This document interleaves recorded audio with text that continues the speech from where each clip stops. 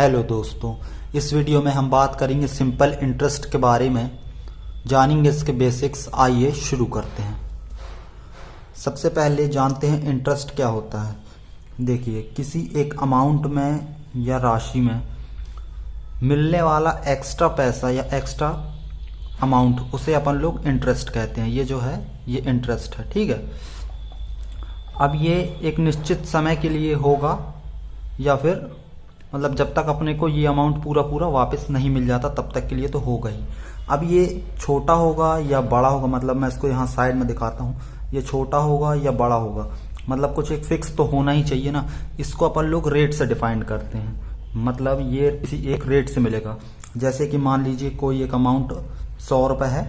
अब ये मेरे को ब्याज के मतलब एक्स्ट्रा पैसा कितना देगा, 10 रुपये देगा या 20 रुपये देगा या 30 रुपये देगा, कुछ एक निश्चित तो होना ही चाहिए ना। तो इसके लिए अपन लोग ये रेट से अपन इसको पता करते हैं। मतलब यदि मैं कह दूं कि मैं किसी को 100 रुपये दिया हूं और ये मुझे 10% रेट से ब्याज देगा जब तक ये पूरा पैसा मेरे को मिल नहीं जाता, मतलब ये पूरा अमाउंट मेरे को मिल नहीं जाता, ठीक है ना। तो ये 10%, 100 रुपये का 10% रेट मतलब कितना होगा, मतलब 100 रुपये का ये 10 रुपये एक्स्ट्रा होगा, ठीक है। अब ये मेरे को किसी निश्चित टाइम के लिए हो जाएगा। तो जैसे कि अब मैं कहूँ कि ये मुझे 2 साल में पैसा देगा, ठीक है। 2 ईयर्स में पैसा पूरा मेरे को ये 100 रुपये अमाउंट है वापस मिल जाएगा। तो अब ये 2 साल में कितना कितना, मतलब पहले ईयर 50 देगा और दूसरे ईयर भी 50 देगा, ठीक है। और रेट है अपना 10%, मतलब पहले 10% पहले ईयर में, फर्स्ट ईयर या सेकेंड ईयर, पहले ईयर 50 प्लस 10 रुपये एक्स्ट्रा देगा और सेकेंड ईयर 50 प्लस 10 रुपये एक्स्ट्रा देगा, ठीक है। तो ये मेरे पास टोटल कितना हो जाएगा, 120 रुपीज़ मेरे को मिल गया, ठीक है। ये 10% के लिए नहीं है, ये मतलब मैं आपको सिर्फ समझाने के पर्पज से बताया था। लेकिन सिंपल इंटरेस्ट का जो होता है फॉर्मूला वो इस टाइप से होता है, मतलब डेफिनेशन, किसी निश्चित राशि पर, जैसे कि यहाँ मैं आपको बताता हूँ, किसी एक निश्चित राशि पर या अमाउंट पर निश्चित समय के लिए निश्चित रेट से प्राप्त ब्याज को या इंटरेस्ट को सिंपल इंटरेस्ट कहते हैं। और उस ब्याज जो है प्रति वर्ष एक समान रहता है, मतलब जैसे कि ये अपना टाइम है, ड्यूरेशन, ये फर्स्ट ईयर, सेकेंड ईयर और ये पूरा थर्ड ईयर कंप्लीट, ठीक है। तो इसका जो अपन को इंटरेस्ट मिलेगा, फर्स्ट ईयर भी मतलब इतना मिलेगा, सेकेंड ईयर इतना मिलेगा, थर्ड ईयर इतना मिलेगा, ठीक है। ना तो ये ज़्यादा होगा ना कम, हर ईयर एक सा रहता है। इसे अपन लोग सिंपल इंटरेस्ट कहते हैं। अब देखिए, मैं आपको एग्जांपल समझाता हूँ। जैसे कोई अमाउंट है, मान लीजिए 100 रुपये है, ठीक है। ये 100 रुपये अमाउंट है और टाइम अपने को दे दिया रखा है 4 वर्ष में, 4 ईयर्स में पूरा अपने को मिल जाना चाहिए 100 रुपये, ठीक है। और रेट क्या दे दूं मैं, रेट दे देता हूँ 10%, ठीक है। अब देखिए 4 साल में मिलना है तो मतलब ये 100 रुपये है, रेट अपना कितना है 10 रुपये, ठीक है। ये 10 रुपये रेट है, मतलब 10% रेट है तो 10 रुपये अपने को 100 रुपये का इंटरेस्ट हो जाएगा। अब ये फर्स्ट ईयर के लिए हो गया, सेकेंड ईयर में भी 10 रुपये इंटरेस्ट मिलेगा, थर्ड ईयर में भी 10 रुपये इंटरेस्ट मिलेगा और फोर्थ ईयर में भी 10 रुपये इंटरेस्ट मिलेगा। तो टोटल इंटरेस्ट कितना हो गया अपना, ये टोटल इंटरेस्ट लिखा हुआ है, ठीक है। ये हो गया 40, है ना। तो ये सिंपल इंटरेस्ट कहलाएगा, मतलब एक रेट से ही चल रहा है इसीलिए। तो 100 रुपये का सिंपल इंटरेस्ट 10% रेट से 4 साल के लिए ये अपना 40 रुपीज होगा। और टोटल अमाउंट कितना होगा, ये इसको अपन लोग कहते हैं प्रिंसिपल, ये होगा प्रिंसिपल, ठीक है। ये अपना टाइम है और ये अपना रेट है। और अमाउंट होता है प्रिंसिपल प्लस सिंपल इंटरेस्ट या इंटरेस्ट। तो प्रिंसिपल अपना 100 है, इंटरेस्ट अपना आया 40 और ये हो गया टोटल अमाउंट 140। इसको निकालने के लिए एक फॉर्मूला होता है सिंपल इंटरेस्ट का। ये simple interest is equal to P into R% into T, ठीक है। ये R% को अपन लोग R/100 लिख सकते हैं, जैसा कि मैंने आपको परसेंट, यदि आपने नहीं देखा है परसेंट वाला वीडियो तो लिंक डिस्क्रिप्शन में दे दी है। ये परसेंट का मतलब होता है 1/100, है ना। तो P into R into T upon 100, ये अपना सिंपल इंटरेस्ट का ये फॉर्मूला होता है, ठीक है दोस्तों। ये अपना सिंपल इंटरेस्ट का फॉर्मूला होता है। क्वेश्चन में ये एक चीज है, मतलब एक पैरामीटर है, ये दूसरा पैरामीटर है और ये तीसरा है, ठीक है, और ये अपना चौथा है समझ लीजिए। तो ये 1 2 3 4 हो गए। अब ये चारों में से कोई 3 अपने को दिए होंगे क्वेश्चन में और चौथा निकालना होगा। जैसे कि अभी तक तो अपने को सिंपल इंटरेस्ट निकालना था। यदि कि क्वेश्चन मतलब इंटरेस्ट दिया हुआ है और प्रिंसिपल पूछ रहा है तो फॉर्मूला ये हो जाएगा SI, P को यहाँ रखेंगे, बाकी सब यहाँ ट्रांसफर कर देंगे। ये R इंटू टी, ये अपना P, ये अपना ये P प्रिंसिपल है, ठीक है, ये रेट है, ये टाइम है, ये अपना ऐसा फॉर्मूला बन जाएगा। तो ट्रांसफर करके अपन निकाल सकते हैं। अब देखिए दोस्तों, मान लीजिए गिवन क्या क्या है अपने पास, ये प्रिंसिपल 1, रेट 1, टाइम 1, ठीक है, और इन तीनों का इंटरेस्ट दिया हुआ है, मान लीजिए 50 रुपीज़, ये इंटरेस्ट, ठीक है, सिंपल इंटरेस्ट है। और एक और दिया हुआ है P2, R2 और T2। क्वेश्चन में आपको ऐसे दिया ही होगा, ये मैं आपको डायरेक्टली बता रहा हूँ। इसका इंटरेस्ट दिया हुआ है 50 रुपीज़। देखिए अब इंटरेस्ट यहाँ और इंटरेस्ट यहाँ, दोनों का सेम इंटरेस्ट है। अब क्वेश्चन मान लीजिए अपने से कह रहा है कि पहले वाले का अपने को रेट फाइंड करना है, तो है ना, ये क्वेश्चन मार्क है, रेट फाइंड करना है।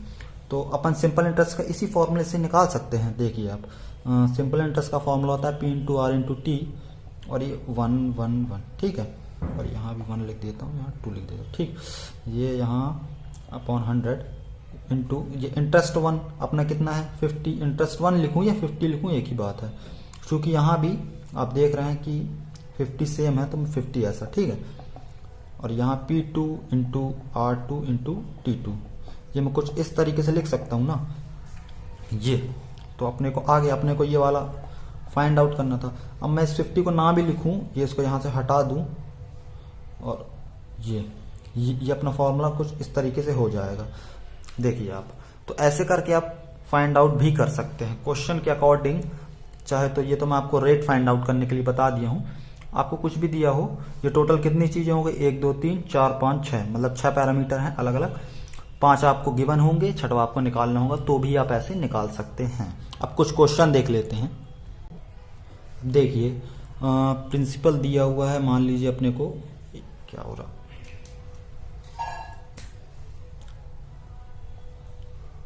प्रिंसिपल दिया हुआ है 100 और रेट है अपना 50% और टाइम है अपना 10 ईयर्स का, ठीक है।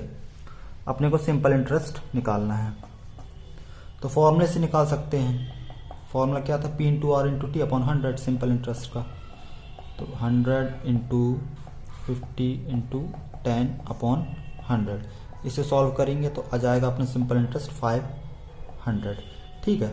और अमाउंट निकालने को कहा हो तो interest, simple interest plus principal, तो ये अपना अमाउंट हो जाएगा, ठीक है। ये आप याद रखिएगा, सिंपल इंटरेस्ट, प्रिंसिपल और अमाउंट तीनों अलग अलग चीजें होती हैं। अमाउंट निकालना हो तो इंटरेस्ट प्लस प्रिंसिपल, ठीक। अब देखिए, इसी मैं आपको एक तरीका और बता देता हूँ।